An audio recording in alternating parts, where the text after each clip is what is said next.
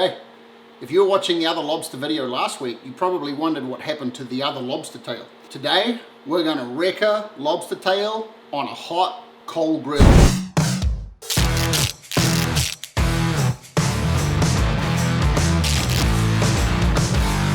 What we're gonna do today is cook probably one of the easiest pieces of seafood that I think you can cook is lobster tail. So I'm gonna split it down the middle.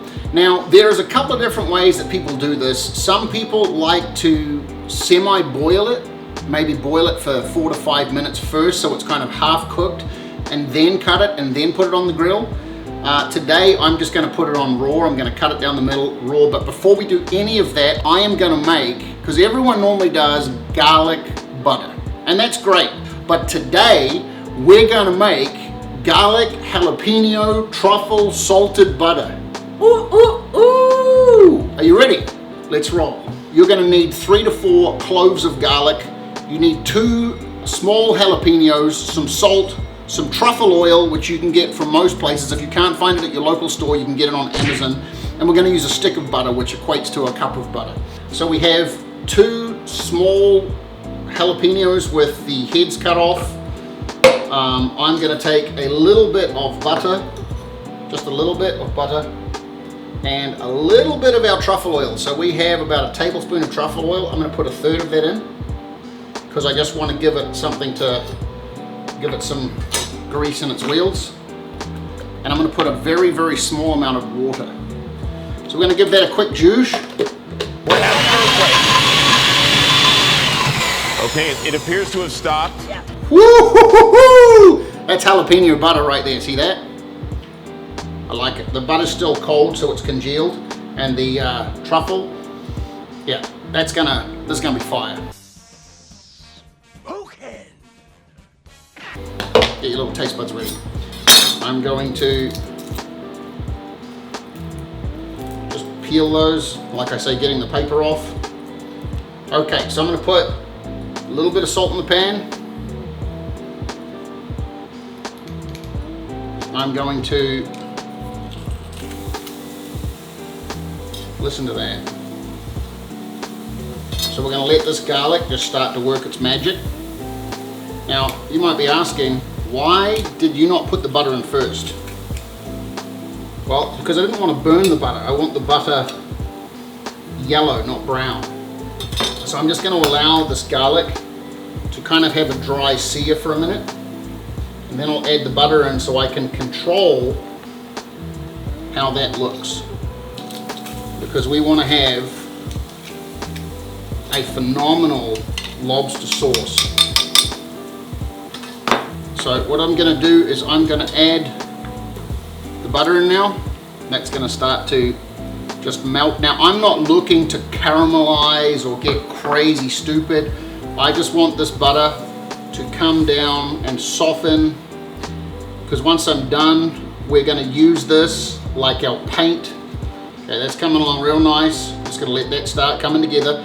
While that's melting, I'm going to take this lobster tail and I'm now going to dissect it straight in half. And I'm just going to bring my knife in here, put the back of my hand over it, and I'm just coming straight down through the back. And I want to go through the second shell on the bottom, so you just want to make sure you hear the second little click. Feel your blade hit the back of the chopping board, and there I have 2 perfectly cut cross-section lobster tails. Now I'm going to bring this up in temperature just very slightly. And now that I have most of my butter coming down, I'm going to start to unload the rest of my jalapeno garlic butter. This is amazing, folks. Look at this. Sometimes I just get a little bit bored with the status quo of what everyone else does, because that's what you do. You create garlic butter. How about we just go give it a little kick in the pants and put some jalapenos in there, huh? And then how about we just go and get a little Regal and throw some truffle oil on top of that, just to be fancy pants. Got my tight pants on. Look at that. Just the color alone looks beautiful. What I'm gonna do, that's exactly where I want it. I don't want to overboil it. I'm now gonna take this and I'm gonna pour it into this bowl. It's gonna be my paint bucket.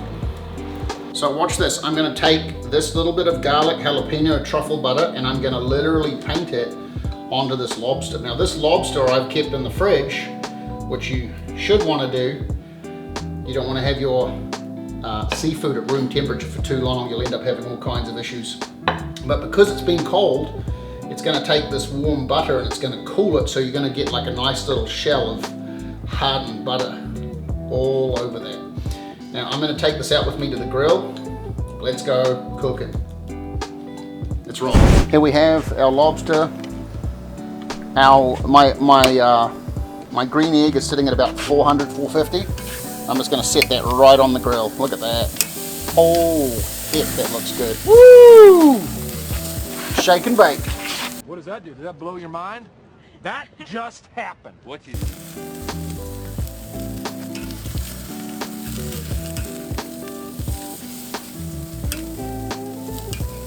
Okay, I'm going to add some more. I want to just baste that with more flavor. Okay, so I just think from a plating point of view, I didn't put anything else with this because, hey, it's lobster. You don't need nothing else. But look at this. Isn't this beautiful? I'm just not used to seeing green on a lobster like this, but I'm going to tell you right now. Let's have a look at this thing. I'm going to tell you exactly what I think. Wow. It's super soft. It's sweet. But then you have this undertone of spice from the jalapeno and the truffle. That flavor is absolutely astounding. The jalapeno is not too much. There's just enough truffle there where it's not arrogant. Butter is obviously, as usual, doing its thing. The salt's just balancing everything out, and the lobster has just done its job. It's super sweet. Like I said, it's soft, it's moist, it's not overcooked. I'm gonna go and just eat the rest of it right now. You have a Reka day. Thanks for watching. Please remember, if you've enjoyed this video or just this little different way of doing lobster, go and do it yourself. And also please remember to share, like and subscribe, and hit us a comment in below and hit the notification button. Have a good day, and we'll see you next week.